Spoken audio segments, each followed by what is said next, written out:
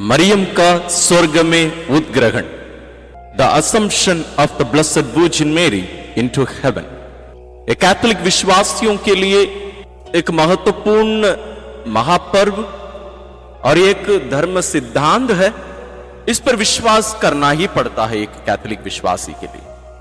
और जो कैथोलिक विश्वासी इसका विरोध करता है या स्वीकार नहीं करता है, वो कैथोलिक विश्वास में बने नहीं रह सकता। लेकिन आपका क्या विचार है? आपको लगता है कि धन्य कुंवारी मरियम आज स्वर्ग में है? क्या धन्य कुंवारी मरियम के पहले और कोई स्वर्ग में उठा लिए गए?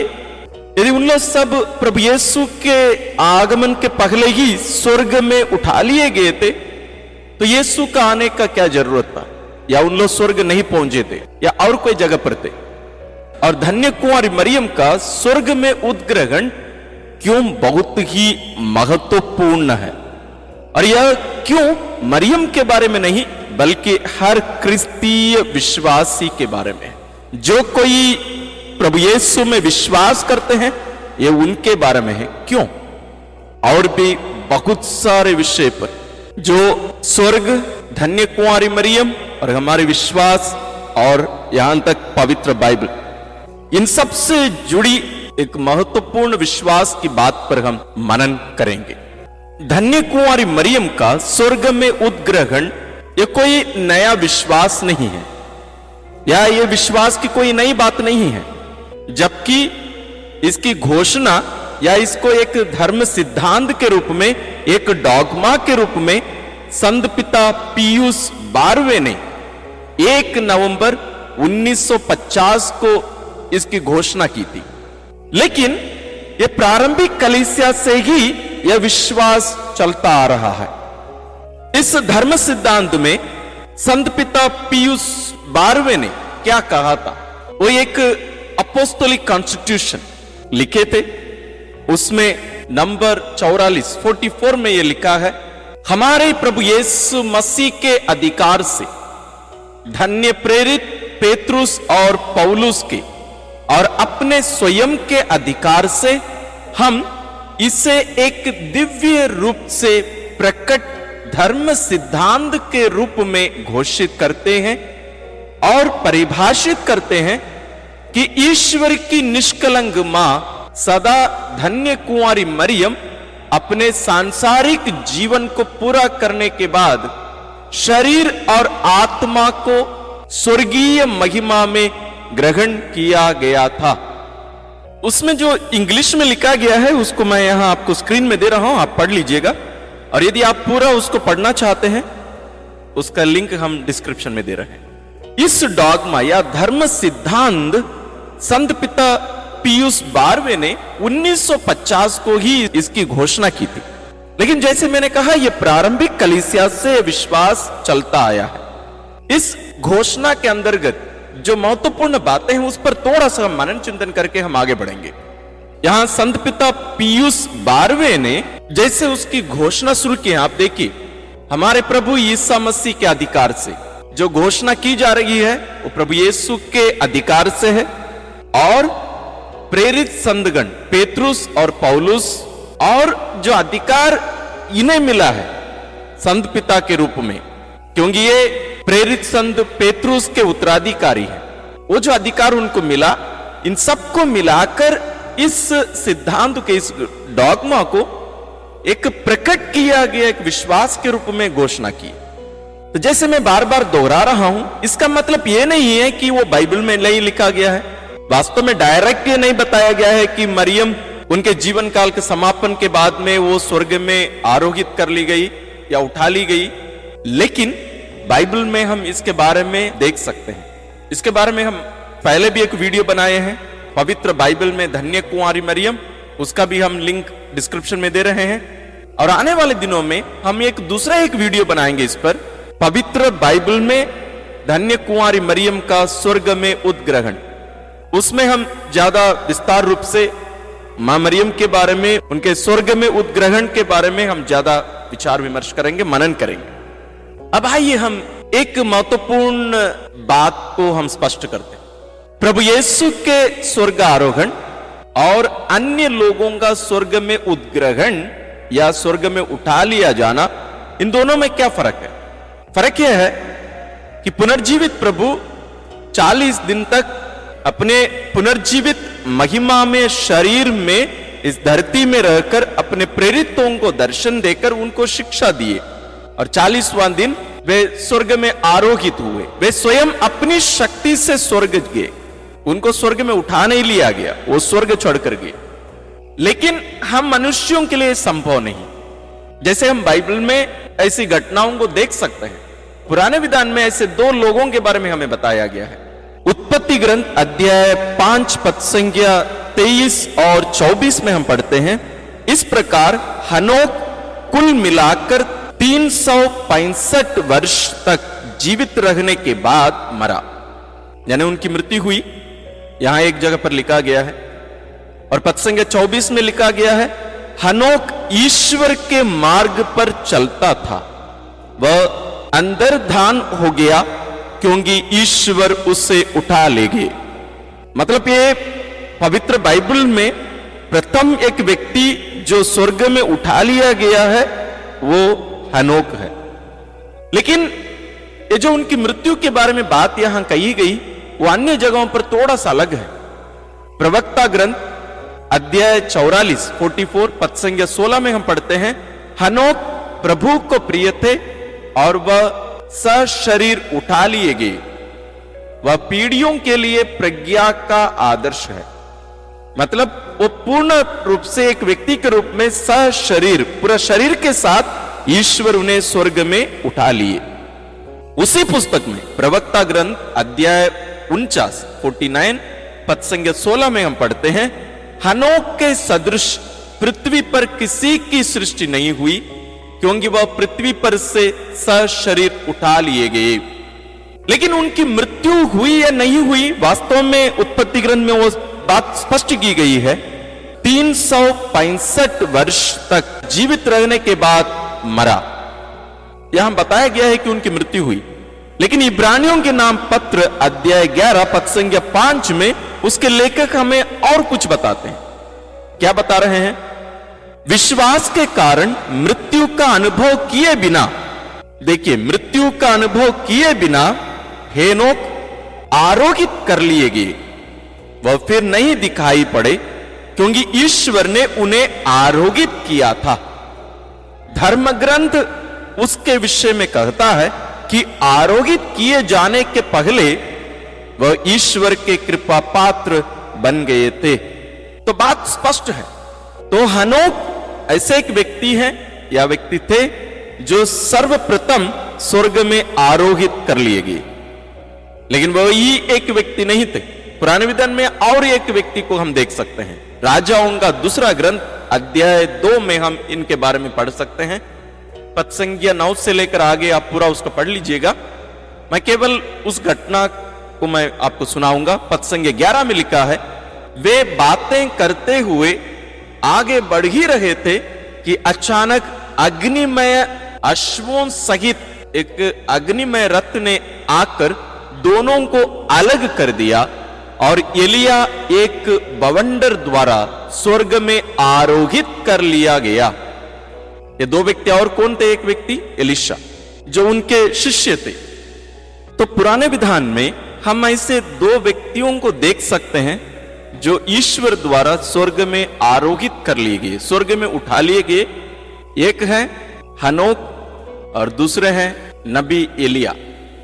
इनके द्वारा वास्तव में बाइबल में अन्य किसी का भी नाम नहीं दिया गया है। लेकिन नबी मूसा के बारे में भी लिखा हुआ है कुछ, कि उनका भी शरीर कहीं मिला नहीं, उनका कब्र कहां है किसी को पता नहीं, और उनके लिए महादूत मिकाएल और शैतान के बीच में लड़ाई हुई, इसके बारे में भी बताया गया है। विधि विवरण ग्रंथ अध्याय 34 पद संख्या 5 से लेकर 7 में हम पढ़ते हैं, प्रभु के सेवक मूसा की वहां मोआब में मृत्यु हो गई जैसा कि प्रभु ने कहा था। लोगों ने उसे बेत बयोर के सामने मोआब की घाटी में दफनाया, किंतु अब कोई नहीं जानता कि उसकी कब्र कहां है। मूसा का देहांत 120 वर्ष की उम्र में हुआ था। तो यहां बात स्पष्ट है कि नबी मूसा की मृत्यु हुई थी, उन्हें दफनाया भी गया, लेकिन कब्र कहां है किसी को पता नहीं। इसके बारे में हम नए विधान में संत यूदस के पत्र अध्याय 1, वास्तव में उस पत्र में एक ही अध्याय है, पद 9 में वे लिखते हैं, किंतु जब महादूत मिखाएल शैतान से वाद विवाद कर रहे थे और मूसा के शव को लेकर उससे संघर्ष कर रहे थे, उन्हें शैतान को निंदात्मक शब्दों में दोषी ठहराने का साहस नहीं हुआ। उन्होंने इतना ही कहा, प्रभु तुझे दंडित करे। मैं क्यों नबी मूसा का नाम इधर लेके आया? क्योंकि हम प्रभु यीशु के जीवन में एक महत्वपूर्ण घटना देखते हैं, जहां मरने के बाद, या वास्तव में हम कहें तो जो 2 व्यक्ति पुराने विधान के हैं जिनके बारे में अभी अभी हमने बात की, वे वहां यीशु को दिखाई देते हैं, अन्य शिष्यों को भी दिखाई देते हैं। कब? प्रभु यीशु के रूपांतरण के समय। प्रभु यीशु रूपांतरण के समय अपने साथ 3 प्रेरितों को ले जाते हैं, पेतरुस, याकूब और योहन को। एक पहाड़ में उनका रूपांतरण हुआ और रूपांतरण के समय ये दोनों, एलिया या उनका नाम एलियस भी कहा जाता है, और मूसा, ये दोनों दिखाई दिए। हम इसको संत मत्ती रचित सुसमाचार अध्याय 17 पद 1 से 8 तक हम इसको पढ़ सकते हैं। पद 3 में स्पष्ट लिखा गया है, शिष्यों को मूसा और एलियस उनके साथ बातचीत करते हुए दिखाई दिए। मैं ये सब बातें क्यों कह रहा हूं? आप सोच रहे होंगे कि ये सब बातों को उठाने की क्या जरूरत है, क्योंकि हम धन्य कुंवारी मरियम के स्वर्ग में उद्ग्रहण के बारे में मनन कर रहे हैं। ये बातें इसलिए बहुत महत्वपूर्ण है क्योंकि हमें सबसे पहले ये मालूम होना चाहिए कि लोग आज स्वर्ग में हैं या नहीं। विशेष रूप से प्रभु यीशु के पहले के लोगों के बारे में भी यहां वर्णन किया गया है। तो प्रभु यीशु के आने की क्या जरूरत थी? और यदि उन लोग और कोई जगह पर रहे तो प्रभु यीशु के स्वर्ग आरोहण के बाद क्या अन्य लोग स्वर्ग में ले लिए गए हैं, उठा लिए गए हैं और स्वर्ग में उन्हें जगह दिया गया है? क्योंकि यह प्रश्न बहुत महत्वपूर्ण है, विशेष रूप से हम कैथोलिक विश्वासियों के लिए। और जो गैर कैथोलिक विश्वासी विशेष रूप से संतों की सहभागिता और उनकी मध्यस्थ प्रार्थना का विरोध करते हैं। उन लोग कहते हैं कि जो मर गया है वो हमारे लिए प्रार्थना नहीं कर सकता, जैसे ईश्वर की मां मरियम, संत लोग जैसे कैथोलिक कलीसिया विश्वास करती है। इसलिए ये बात बहुत महत्वपूर्ण है। तो पहला प्रश्न जैसे मैं जो उठा रहा था, तो इन लोग जो स्वर्ग में उठा लिए गए थे पुराने विधान में प्रभु यीशु के आने के पहले, क्या वे वास्तव में ईश्वर के सानिध्य में थे या और कोई जगह पर थे? क्योंकि यह प्रश्न क्यों महत्वपूर्ण हो रहा है? क्योंकि बाइबल के अनुसार और क्रिस्तीय विश्वास भी यह है कि प्रभु यीशु ही हमारे मुक्तिदाता हैं और उनके आने के बाद में ही स्वर्ग और पृथ्वी के बीच में मेल मिलाप हुआ और प्रभु यीशु ईश्वर और मनुष्यों के बीच में जो दीवार खड़ा था उसको वे तोड़कर दोनों को एक कर दिए। उसके पहले कोई स्वर्ग जाने की संभावना नहीं।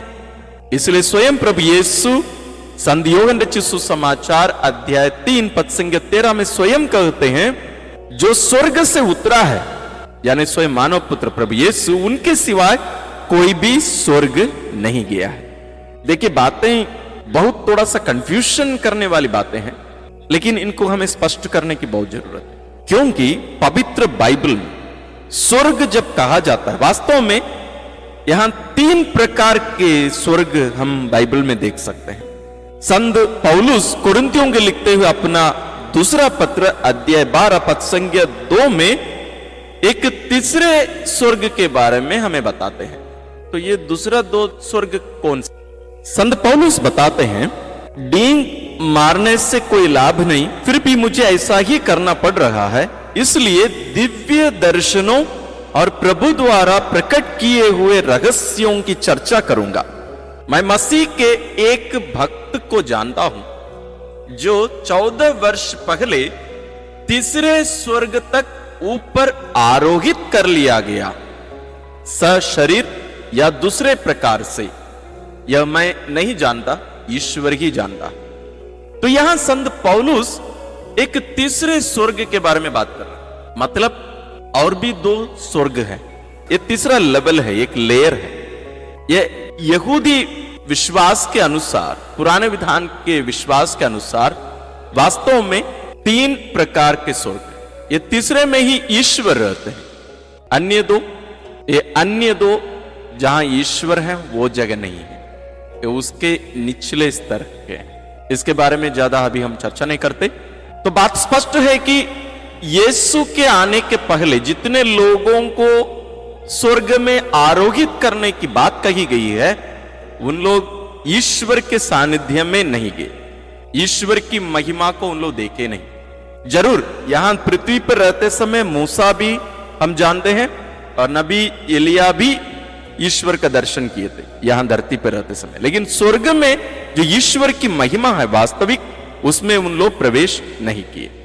अब प्रश्न उठता है, तो यीशु के पुनरुत्थान और उनके स्वर्ग आरोहण के बाद क्या अन्य लोग स्वर्ग में आज उठा लिए गए हैं? क्या आज लोग ईश्वर की महिमा के सहभागी हो चुके हैं, या सारी दुनिया के समाप्त होने के लिए, अंध होने के लिए क्या हमें इंतजार करना पड़ेगा? बाइबल की बातों को यदि हम ध्यान से पढ़ें तो हमें यह पता चलता है कि वास्तव में बहुत सारे लोग स्वर्ग में हैं। ये पूरे दावा के साथ मैं कह सकता हूं, इसलिए नहीं कि मैं स्वर्ग जाकर आया हूं, सॉरी, ऐसा नहीं, बल्कि इसका मतलब यह है कि पवित्र बाइबल से मैं आपको उदाहरण देकर बता सकता हूं और फिर हम विचार विमर्श करेंगे कि क्या यह मां मरियम के लिए, ईश्वर की मां के लिए संभव होगा या नहीं। प्रभु यीशु संत योहन रचित सुसमाचार अध्याय 12 पद संख्या 26 में कहते हैं, यदि कोई मेरी सेवा करना चाहता है तो वह मेरा अनुसरण करे, जहां मैं हूं वहीं मेरा सेवक भी होगा। जो मेरी सेवा करेगा मेरा पिता उसको सम्मान प्रदान करेगा।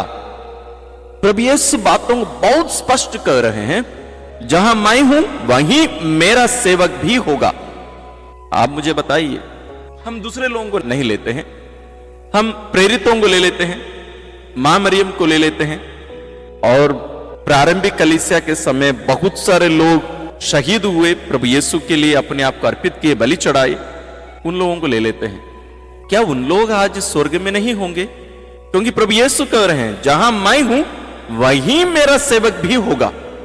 यदि प्रभु यीशु सेवक लोगों के बारे में बात कर रहे हैं जो उनकी सेवा किए हैं, वे जहां प्रभु यीशु हैं वहीं पर होंगे और उन्हें उनका पिता सम्मानित करेंगे, तो क्या हम सोच सकते हैं कि ये महान संत लोग, विशेष रूप से उनके प्रेरित लोग प्रभु यीशु के और उनकी मां मरियम, क्या वे स्वर्ग में नहीं होंगे? चलिए, ये बात स्पष्ट नहीं है तो आइए हम थोड़ा सा आगे बढ़ते हैं। प्रभु यीशु जब क्रूस पर मर रहे थे, उनके दाएं बाएं 2 डाकू लोग थे। बायां का प्रभु यीशु की निंदा कर रहा था, दायां तरफ जो डाकू था वो प्रभु यीशु से प्रार्थना किया, और जैसे लेखक लोग कहते हैं, वो डाकू स्वर्ग को चुरा लिया, चोरी कर दिया। वो जीवन भर चोरी करता रहा और अंत में क्रूस पर मरते समय में भी चोरी किया। क्या चोरी किया? स्वर्ग चोरी कर दिया। अंतिम क्षण में क्या कहे प्रभु यीशु से? हम इसको पाते हैं संत लूकास रचित सुसमाचार अध्याय 23 पद संख्या 42 और 43, उसके पहले भी है, हम केवल इन दोनों वचनों को पढ़ेंगे। तब उसने कहा, ईसा, जब आप अपने राज्य में आएंगे तो मुझे याद कीजिएगा। उन्होंने उससे कहा, मैं तुमसे यह कहता हूं कि तुम आज ही परलोक में मेरे साथ होगे। आज ही, दुनिया के अंत में नहीं, सब समाप्त हो जाने के बाद में नहीं, आज ही परलोक में मेरे साथ होगे। बातें स्पष्ट। तो इससे यह निष्कर्ष निकलता है कि हमें अंतिम दिन तक इंतजार करने की जरूरत नहीं है। विशेष रूप से जो पवित्र जीवन जिए हैं उन्हें ईश्वर स्वर्ग में स्थान तुरंत दे देते हैं। अभी दूसरा प्रश्न उठता है, तो स्वर्ग जाने वाले केवल आत्मा उनकी जाती है या उनका शरीर भी जाएगा। हम जितने भी बाइबल वचन हनोक और नबी एलिया के बारे में हम मनन कर रहे थे, और यहां तक नबी मूसा के बारे में भी, वहां हमें बताया गया है कि उन लोग सब सशरीर उठा लिए गए, शरीर के साथ उठा लिए गए, केवल उनकी आत्मा स्वर्ग नहीं गई। इसलिए वास्तव में कैथोलिक कलीसिया में हमारे विश्वास जब हम प्रकट करते हैं, हम लोग भी बोलते हैं मैं शरीर के पुनरुत्थान में भी विश्वास करता हूं, लेकिन जब हम प्रार्थना करते हैं हम लोग कहते हैं हम उनकी आत्मा के लिए प्रार्थना करें। वास्तव में वो गलत है, ये बाइबल की शिक्षा के अनुसार नहीं है। हमें किसी की आत्मा के लिए प्रार्थना नहीं करनी चाहिए, हमें उस व्यक्ति के लिए प्रार्थना करनी चाहिए, क्योंकि स्वर्ग वो व्यक्ति जाएगा, उसकी आत्मा केवल नहीं। यदि नरक जाएगा तो वो पूरा व्यक्ति जाएगा, उसकी आत्मा केवल नहीं। ये बाइबल की सिद्धांतों या उसके विश्वास जो प्रकट किया गया है उसका विरुद्ध है। वास्तव में ये आत्मा के लिए प्रार्थना करना, हमें उस बात को छोड़ देने की जरूरत है। हमें कहना चाहिए हम इस व्यक्ति के लिए प्रार्थना करें कि ईश्वर उनके पापों को क्षमा करके उन्हें आनंद जीवन प्रदान करें। यदि आप गैर कैथोलिक हैं और कैथोलिक भी होंगे, आपके मन में प्रश्न उठ रहा होगा कि हम कैसे मृत लोगों के लिए प्रार्थना कर सकते हैं। जरूर हमें करना चाहिए। इसके बारे में हम इसके पहले एक वीडियो बनाए हैं, उसका लिंक हम डिस्क्रिप्शन में दे रहे हैं, आप उसको पूरा देखिए, आपको समझ में आएगा कि हमें क्यों मृत लोगों के लिए प्रार्थना करने की जरूरत है। यह सशरीर स्वर्ग जाने का मतलब क्या होता है? क्या यही शरीर स्वर्ग जाता है या इसमें कुछ परिवर्तन होगा? कुरिन्थियों के नाम अपना पहला पत्र अध्याय 15 में संत पौलुस पुनरुत्थान के बारे में हमें शिक्षा देते हैं। वास्तव में हम पुनरुत्थान के बारे में इसके पहले भी एक वीडियो बनाए हैं, जिसमें हम संत पौलुस के द्वारा और संत थॉमस एक्विनस के द्वारा ईश्वर जो सच्चाई, जो विश्वास की बातों को, रहस्यों को हम पर प्रकट किए हैं, उस पर हम वीडियो बनाए हैं। आप जरूर उसको देखिएगा, बहुत सुंदर सी बातें वहां हमें प्रकट की गई है। तो वहां भी हम यही मनन किए कि हम शरीर के साथ यानी सशरीर हम स्वर्ग में उठा लिए जाएंगे, हमारी केवल आत्मा वहां नहीं जाएगी। यहां एक दो वचन मैं कुरिन्थियों के नाम पहला पत्र अध्याय 15 से मैं आपको बताना चाहूंगा। पद संख्या 51 से लेकर 54 तक यानी 54 तक है। इसके पहले का भी आप पढ़ के देखिएगा, बहुत सुंदर सी बातें संत पौलुस हमें बताते हैं। यहां वे लिखते हैं, मैं आप लोगों को एक रहस्य बता रहा हूं। कौन सा रहस्य है? हम सब नहीं मरेंगे, बल्कि क्षण भर में पलक मारते अंतिम तुरही बजते ही हम सबके सब रूपांतरित हो जाएंगे। तुरही बजेगी, मृतक अनश्वर बनकर पुनर्जीवित होंगे और हम रूपांतरित हो जाएंगे, क्योंकि यह आवश्यक है कि यह नश्वर शरीर अनश्वरता को और यह मरणशील शरीर अमरता को धारण करे। जब यह नश्वर शरीर अनश्वरता को धारण करेगा, जब यह मरणशील शरीर अमरता को धारण करेगा, तब धर्म ग्रंथ का यह कथन पूरा हो जाएगा, मृत्यु का विनाश हुआ, विजय प्राप्त हुई। यहां संत पौलुस कुछ उदाहरण भी देंगे इस अध्याय में। हम बीज बोते हैं, उस बीज का रूपांतरण हो जाता है और एक पौधे के रूप में वो बाहर निकल कर आता है। वास्तव में ये वही बीज है, लेकिन उसका रूप में थोड़ा सा परिवर्तन है। ये क्या परिवर्तन है? प्रभु यीशु भी हमारे जैसे शरीर लेकर ही इस धरती में जन्मे थे, मां मरियम से शरीर धारण किए थे, लेकिन उनके पुनरुत्थान के बाद में हम देखते हैं कि प्रभु यीशु अपने शरीर में ही थे। उनके हाथ में कीलों के घाव थे, उनके बगल में भी वो छेद था, वो सब उनके शरीर में दिखा।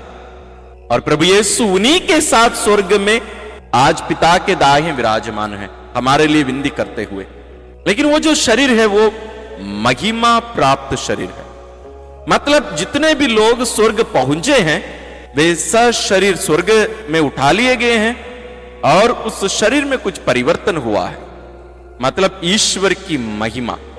इसलिए संत पौलुस अन्य एक जगह पर कहते हैं और संत योहन भी, हम उनके समान बना दिए जाएंगे, क्योंकि वे जैसे हैं वास्तव में वैसे ही हम उनको देखेंगे, तो उनके समान हम भी बन जाएंगे। तो जितने भी लोग स्वर्ग पहुंचे हैं वे सब ईश्वर की महिमा के सहभागी बन गए हैं, जैसे ईश्वर आपको और हमें भी देंगे, और उस महिमा के शरीर को उन लोग भी ईश्वर से प्राप्त कर लिए हैं। तो अब तक हम जो मनन किए हैं, इससे यह स्पष्ट है कि पुनरुत्थान होगा और हम सभी स्वर्ग जाएंगे, और ये अंतिम दिन की जरूरत नहीं है। आज भी कुछ लोग स्वर्ग में हैं पहले से ही। अब हम धन्य कुंवारी मरियम के स्वर्ग आरोहण क्यों जरूरी है, वास्तव में ये कितना महत्वपूर्ण है हमारे लिए, उस पर हम थोड़ा सा मनन चिंतन करेंगे। ईश्वर धन्य कुंवारी मरियम को अपनी योजना पूरी करने के लिए प्रारंभ से ही चुन लिए थे। कब? उत्पत्ति ग्रंथ में ही हम इनके बारे में हम पढ़ते हैं। उत्पत्ति ग्रंथ अध्याय 3 में ईश्वर इसकी भविष्यवाणी करते हैं। और जब इस धन्य कुंवारी मरियम का जन्म होता है, ये निष्कलंक जन्म लेती है, या ईश्वर उन्हें निष्कलंक जन्म देते हैं, उन्हें बनाते हैं। निष्कलंक का मतलब जो आदि पाप है उसके कलंक से ईश्वर उनको बचाए रखकर उन्हें इस धरती में जन्म देते हैं। और यह निष्कलंक धन्य कुंवारी मरियम सदा निष्कलंक रही और सदा निष्पाप रही। यहां हम जो एक धर्म सिद्धांत पर या डॉगमा पर हम चर्चा कर रहे हैं, इसके साथ अन्य 3 विश्वास की बातें जुड़ जाती हैं। तो कौन सी हैं? अभी अभी मैंने जो कहा वही, यानी धन्य कुंवारी मरियम निष्कलंक जन्मी है, पहला। दूसरा, वे सदा कुंवारी रही हैं। तीसरा, वे ईश्वर की मां है। और चौथा जो हम मनन कर रहे हैं, धन्य कुंवारी मरियम का स्वर्ग में उद्ग्रहण। यह स्वर्ग में उद्ग्रहण अन्य जो 3 बातें हैं उसका प्रतिफल है। यानी वे निष्कलंक बनाई गई थी, वो सदा कुंवारी रही यानी निष्पाप रही। दोनों वास्तव में थोड़ा सा अलग हैं, लेकिन वो सदा कुंवारी रही। और तीसरा है, वे स्वयं ईश्वर की मां है। कोई मनुष्य की मां नहीं, ईश्वर की मां है। प्रभु यीशु केवल उनसे शरीर नहीं लिए थे, वो एक ही दिन में उनके गर्भ से बाहर नहीं आए। वो 9 महीने तक उस मरियम के गर्भ में रहकर उनके शरीर धारण करके और उनकी उस जो विशेषता है मानव गुणों का, उन सबको प्रभु यीशु अपनाए। जैसे हम हमारी मां का गुण अपनाते हुए सब कुछ धारण करते हुए हम इस धरती पर जन्मे हैं। तो इसलिए यह कोई आश्चर्य की बात नहीं होनी चाहिए। वास्तव में यदि धन्य कुंवारी मरियम का स्वर्ग में उद्ग्रहण नहीं हुआ होता, वो एक बहुत बड़े आश्चर्य की बात होती।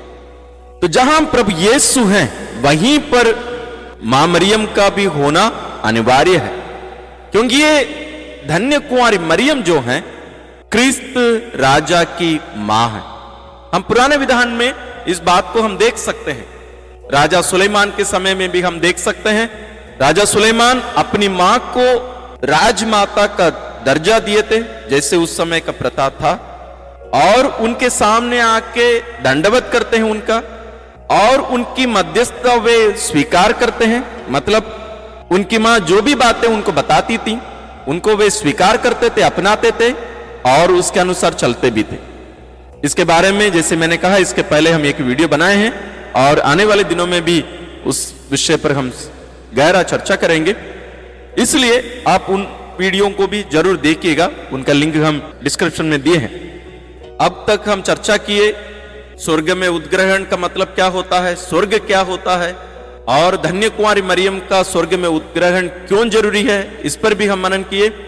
अभी हम आते हैं मरियम का स्वर्ग में उद्ग्रहण हमारे लिए क्यों महत्वपूर्ण है। सबसे पहली बात, जो कुछ मां मरियम के साथ होता है वो सब कलीसिया के हर विश्वासी के साथ होगा, क्योंकि वो कलीसिया के एक सदस्य हैं और कलीसिया की मां भी हैं।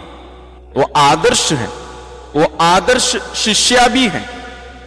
तो यदि ये सब बातें सच हैं, तो जो कुछ ईश्वर मरियम को देंगे वो सब ईश्वर हमें भी देंगे। वास्तव में हमें खुश होने की जरूरत है कि ईश्वर हमें जैसे मां मरियम को जो महिमा दिए हैं उसके हमें भी सहभागी बनाएंगे। दूसरी बात, प्रभु यीशु अपने शरीर धारण के द्वारा धन्य कुंवारी मरियम से जो कुछ धारण किए उन सबको ही वो मुक्ति दिलाए हैं। इसके बारे में भी हम इसके पहले चर्चा किए हैं। जो कुछ प्रभु यीशु अपने अंदर में धारण किए उन सबको वो मुक्त कर दिए हैं। तो मां मरियम से जो शरीर धारण किए उसी के द्वारा ही हमें मुक्ति मिली है। तो जो शरीर वो धारण किए थे वही शरीर हमें भी मिला है। मतलब इसी शरीर को लेकर प्रभु यीशु इस धरती पर जन्मे, तो इस शरीर का भी वही होगा जो स्वयं प्रभु यीशु के शरीर के साथ हुआ, जो धन्य कुंवारी मरियम के शरीर के साथ हुआ। तीसरी बात है, यह बहुत ही महत्वपूर्ण बात है, धन्य कुंवारी मरियम जो स्वर्ग में उठा ली गई है वो आज सीमित नहीं है एक जगह पे जैसे पहले थी, जब वो इस दुनिया में हमारे जैसे थी। आज वे स्वर्ग में है। तो उनका जो सेवा कार्य जो इस दुनिया में वो प्रारंभ की थी, विशेष रूप में हम देख सकते हैं काना के उस विवाह भोज में, वो यहां इस धरती पर समाप्त नहीं हुआ। आज वो विश्व भर में वो फैल गया है। धन्य कुंवारी मरियम हर व्यक्ति के लिए आज प्रार्थना करती हैं। हम सबों के लिए प्रार्थना कर सकती हैं और हम सबों का देखरेख कर सकती हैं। ईश्वर व कृपा धन्य कुंवारी मरियम को दे चुके हैं। तो अब तक हम धन्य कुंवारी मरियम के स्वर्ग में उद्ग्रहण के बारे में मनन किए। उसके अंतर्गत स्वर्ग क्या होता है और आनंद जीवन क्या होता है, महिमा क्या होती है, और धन्य कुंवारी मरियम के स्वर्ग में उद्ग्रहण का जो डॉगमा यानी धर्म सिद्धांत जो 1950 में घोषित किया गया था उसके अंतर्गत की जो बातें हैं, और विशेष रूप से धन्य कुंवारी मरियम के पहले पवित्र बाइबल से हम कुछ उदाहरण देके कैसे सशरीर इसके पहले भी लोगों को ईश्वर स्वर्ग में आरोहित कर लिए, स्वर्ग में उठा लिए थे, उनका मां मरियम का क्या फर्क है, और विशेष रूप से धन्य कुंवारी मरियम का यह स्वर्ग में उद्ग्रहण हम क्रिस्तियों के लिए, हम मनुष्यों के लिए क्यों महत्वपूर्ण है, इस पर भी हमने मनन किया। मैं विश्वास करता हूं आप बहुत सारी बातों को आज जाने होंगे। आपके बहुत सारे प्रश्न का जवाब आपको यहां मिला होगा, और हो सकता है आपको कुछ कुछ संदेह भी, डाउट्स भी आ रहे होंगे। उनको आप जरूर कमेंट्स में लिखिए, मैं कोशिश करूंगा जवाब देने का। और जैसे मैं बार बार कह रहा था, इसके पहले हम बहुत ही सुंदर से बहुत सारे वीडियोस हम धन्य कुंवारी मरियम के बारे में हम बनाए हैं। उनका लिंक हम डिस्क्रिप्शन में दे रहे हैं, विशेष रूप से प्लेलिस्ट का लिंक दे रहे हैं, और इसके बाद में भी हम कुछ वीडियोस बनाएंगे, उनका भी लिंक आपको मिल जाएगा। विशेष रूप से पवित्र बाइबल में धन्य कुंवारी मरियम का स्वर्ग में उद्ग्रहण के बारे में।